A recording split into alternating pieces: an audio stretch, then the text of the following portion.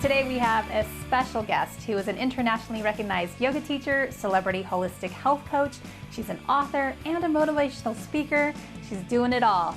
Her core mission is to promote daily self-care, oneness, and eco-friendly living to combat some of the world's biggest challenges, including mental health, social injustices, and global warming. Woo!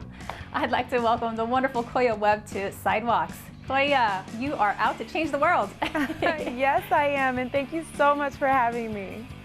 Yeah, it's a pleasure. And I just wanted to say first off that I had to mention that it's very serendipitous that I get to speak with you today because I am actually a yoga teacher as well, on top of everything else. And I've taken your classes and I'm like, oh my gosh, it's Koya. Oh wow, thank you so much for taking my classes and thank you for being a yoga teacher. I feel like we're very much in need right now. For real, our world is in need of some healing, that is for sure. I wanted to see if we can share a little bit with our viewers how your path led to the health and wellness world and becoming a yoga teacher. That's such a great question. Well, in the beginning, I was an athlete. I was a track and field athlete, and I was a heptathlete. So that means 7 events: high jump, long jump, shot put, javelin, 100 hurdles, 200 dash, and the 800 run. And I did it all. But what I didn't do was practice self-care, and I wasn't very mindfulness with my workout and routine, and I ended up getting injured. And when I got injured, my track career ended, and my counselor ended up suggesting yoga. Oh, wow. What was it like for your first time taking yoga? I was so intimidated. I was a tight athlete. I couldn't even touch my toes. I was like, this is not for me, which is what most people think now when they see me online. They're like, ooh, I could never do that. But that's exactly how I felt when I started. And I just encourage people just to try it out, just to get started, because you never know what you're capable of. That's right. That's right. I mean, I feel like yoga, being a yoga teacher, I mean, obviously we can relate that for some reason it speaks to us in different ways. And I think that's what we want for other people to kind of experience is like, this thing is gonna it's gonna hopefully heal you and speak to you in some way.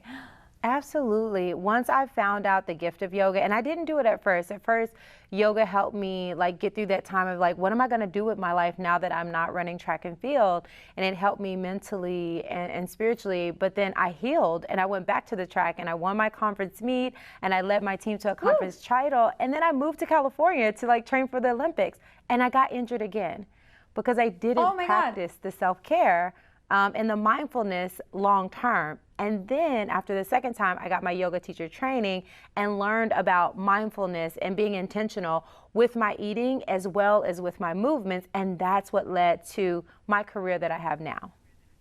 That's so crazy. Oh my gosh. I think we all kind of go through our journey before we finally meet yoga. So it's always interesting to hear your story. But I'm wondering for you, what has been your intention as a health and wellness expert now? I mean, I'm sure there's a couple more intentions that you have, but what is that one that you really are like, this is it? You know what? My biggest intention is to help people live a healthy and active lifestyle. And I'm so excited that, recently I partnered with California Almonds to share the importance of adding a nutritious snack like almonds into your daily diet to promote your overall health and well-being. Yeah, that's right. Well, there's a lot going on in this world and people are stressed out and not taking care of themselves and eating unhealthy. So, I mean, obviously, about eating almonds. So how have you been able to manage stress during these crazy times? And what are some of the important tips that you can share with us today? One of my favorite things that I've been doing, one is just, having that healthy snack, the almonds, throwing them in my bag or just grabbing them on the go before I head out the door. And I've also been making healthy recipes. So I make granola, I make my own almond milk, and just 1 ounce of almond provides you with 6 grams of plant-powered protein, 4 grams of fiber, and the good fats that you need. So I even plan on baking baked goods for my family during the holidays with, my almonds ground up as flour. So just being mindful of what I eat, really using food to provide comfort, but healthy food. Food without all the high sugar and the processed fats is really what you need to sustain your energy over time. That's right. I know almonds are a secret food gem filled with so many benefits. Isn't that crazy? It like does everything. We should just eat them all day. Absolutely. I mean, almonds are your ally to a healthier you. Yeah, that's for sure. I don't know if you remember, but you're in yoga, but you heard about the Ayurvedic system. But I started eating again my almonds the Ayurveda way, taking the skin off, which is supposed to be like even more beneficial. I don't know if you've done that yourself. You can actually do a lot of different things with almonds. They're so versatile. If you go to almonds.com, you can find all the different things you can use and all the different ways you can have your almonds. And I say just really explore, but also know that there's different nutrients in every part of the almond. So the skin does have fiber in it and things like that. So, you know, I always say just explore, but also study the facts about almonds so that you can make sure that you're getting your full range of nutrients from them. I had to mention that I actually eat my almonds the Ayurveda way, which is an alternative medicine system for people who, you know, for yoga teachers, for anybody actually. And the way you eat them is actually letting the almonds soak in water overnight, and then you take the skin off and you eat the almonds without the skin. So apparently it's got a lot of nutrients that way, but regardless, you should eat your almonds any way that you can get it in. Use it in almond flour, have your almond milk with your cereal, your coffee, definitely with my coffee. But we have more of the interview with Koya coming up after these messages. Stay tuned.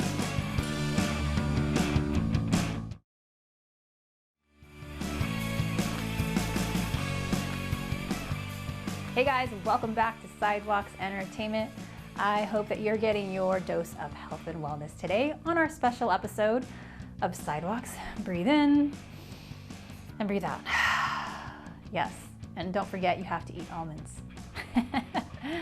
Here's more of our interview with Koya. It's been challenging and a blessing for most of us transitioning to work at home. We are literally working from home with all of our families. So for you, what types of meditations do you recommend for overwhelmed, stressed out parents? That's such a good question. I have so many of my clients and students who are mothers and fathers, and I think the most important thing is creating me time. And for most people, that me time comes first thing in the morning before the kids wake up. And even if you don't have children, I still highly suggest, and I put my me time, my spiritual time, first thing in the morning. So in the morning, I start with a meditation, and I call it the mindfulness meditation. And all I do is listen to my breath, and I inhale for the count of 5, hold my breath for a count of 5, and exhale for a count of 5. So I incorporate my breath work with my meditation, and it's just mindfulness, and I'm just listening to my breath. This is said to really trigger your parasympathetic nervous system, calm you down, which helps you rest and digest, which is going to help you throughout your day.